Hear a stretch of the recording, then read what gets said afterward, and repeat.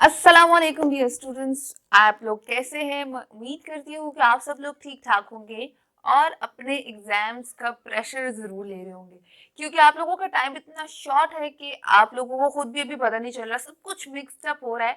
तो यहाँ मैं आप लोगों को कुछ चीज़ें गाइड करने आई हूँ जो डेफिनेटली आप लोगों की हेल्प करेंगी ड्यूरिंग योर एग्जामिनेशन। जब आप एग्जामिनेशन हॉल में जाएंगे तो वो ज़रूर आपको ये चीज़ें जो है, अगर मेरी याद रखेंगे तो वो आपको हेल्प ज़रूर करेंगी।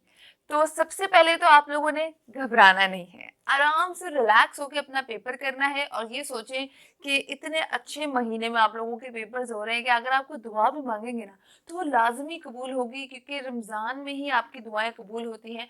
और अगर आप रमज़ान में कोई दुआ करें और वो कबूल ना हो, ऐसा तो हो ही नहीं सकता। तो अपने पेपर्स के लिए दुआएं करें, अपने साथियों के लिए दुआएं करें, हम भी दुआ करेंगे कि आप सब लोगों को 100% मार्क्स जो है वो मिले। 100 नहीं तो 90 या 80% मार्क्स तो आप लोगों को ज़रूर मिले, ताकि आप लोगों को अल्लाह ताला कामयाब करे और आप लोग अपना फ्यूचर अच्छा कर सकें।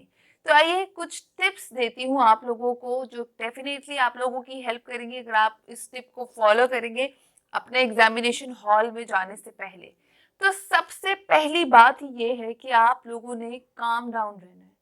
प्रेशर में कभी कोई चीज़ अच्छी नहीं होगी, ये बात याद रखिएगा। जितना आपके दिमाग में प्रेशर होगा, उतना ही आपके हाथों में जान ख़त्म होती नज़र आएगी, आपसे नहीं लिखा जाएगा। मैं सच बता रही हूँ, ये आज़माई हुई बात है। जितना मैं किसी चीज़ में प्रेशर लेती हूँ, उतना ही वो चीज़ परफेक्ट होने के बावजूद सही नहीं होती मुझसे। मुझे लगता है मेरी बहुत अच्छी तैयारी है, सब कुछ ठीक है, बट मेरे पे प्रेशर होता है।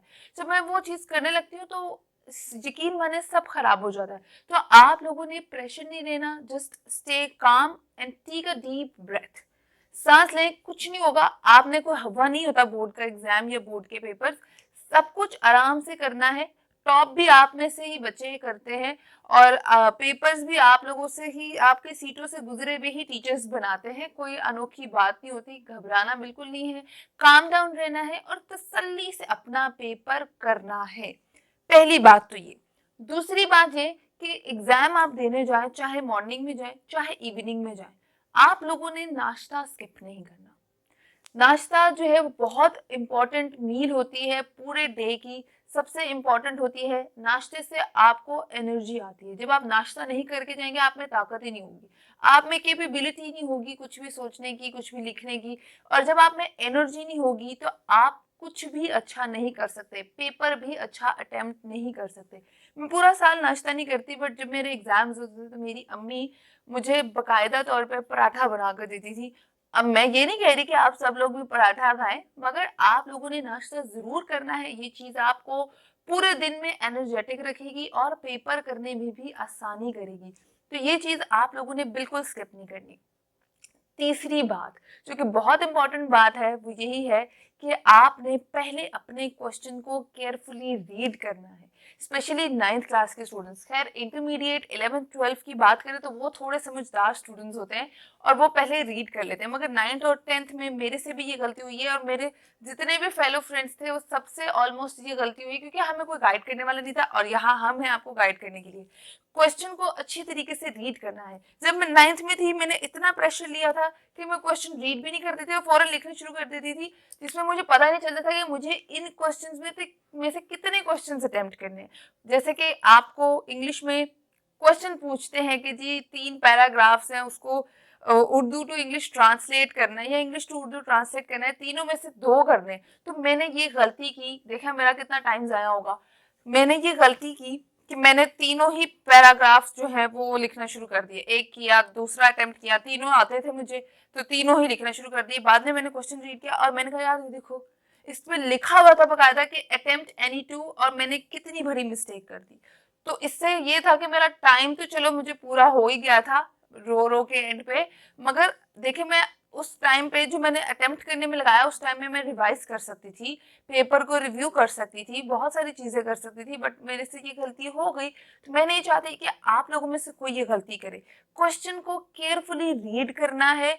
एक बार पूरे पेपर को आराम से रीड करें, दूसरी बार जब आप वो क्वेश्चन अटेम्प्ट करने लगे उसको फिर रीड करें, ताकि आप लोगों को वो गलती ना दोहरानी पड़े जो मेरे साथ हुई है। मेरे फेलो फ्रेंड्स के साथ भी बहुत ज्यादा हुई। ईडीएम्स भी 8 में से 5 अटेम्प्ट करने होते थे तो हम 8 के 8 कर देते थे। तो ये बहुत सारे लोगों के साथ गलती हो जाती है। आप लोगों ने ये गलती अटेम्प्ट नहीं करनी। 11th क्लास 12th क्लास के स्टूडेंट्स को भी यही हदायत है और मैट्रिक के स्टूडेंट्स को भी यही हदायत है। अच्छा, चौथी जो बात है जो मैं करने वाली हूँ वो ये है कि आप लोगों ने पानी की बोतल लाजमी साथ लेके जानी है। ठीक है, वैसे भी मौसम अब चेंज हो रहा है, सर्दियां खत्म हो रही है, चाहे सर्दी हो चाहे गर्मी में पेपर हो, पानी की बोतल साथ लेके जाएं और थोड़ा थोड़ा पानी अपने आप को फ्रेश करने के लिए थोड़े 20 मिनट 25 मिनट के बाद थोड़ा थोड़ा करके पीते रहे। इतना ज्यादा मत पीजिएगा कि आपको वॉशरूम जाना पड़े पेपर के दौरान और आपको मसला हो, ये गलती मत कीजिएगा। मगर एक एक सिप करके थोड़ा थोड़ा करके पिएगा।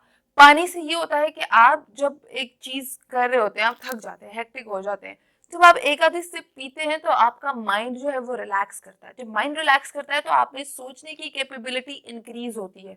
आपको फिर एकदम से आपको लगता है कि मैं एक नए सिरे से कोई चीज करने लगा हूँ, वो पुराने हेक्टिक और थकावट में नहीं। फिर जब आप थोड़ी सी पानी की सिप पीते हैं तो आपको लगता है कि आप नए तरीके से नए नए सिरे से कोई चीज़ शुरू करने लगे।